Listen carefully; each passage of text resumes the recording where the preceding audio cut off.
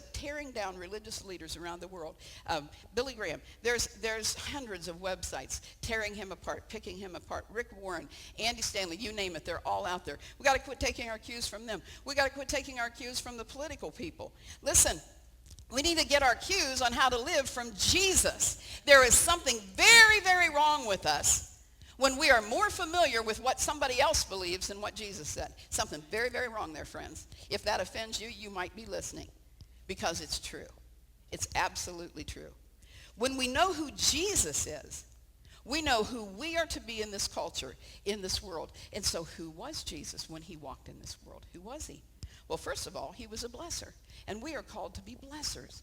Let me read this to you. These are two of the most familiar verses in the Bible. They're quoted, they would be in red letters too, straight from Jesus' mouth. He's talking, and I'm going to read them to you from a contemporary English version because it just brings it alive in a new way. This is Jesus talking. This is how much God loved the world. He gave his son, his one and only son.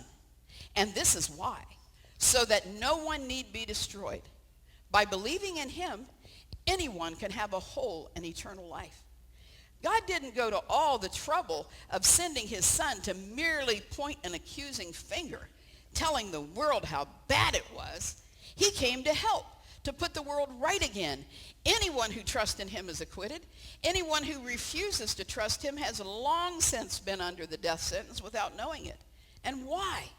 Because of that person's failure to believe in the one-of-a-kind Son of God when introduced to him. It's all about our response to Jesus. See, if Jesus Christ, who was perfectly God, did not come into the world to point accusing fingers, we surely are not to do that. We are not to be the judgment of God placard people.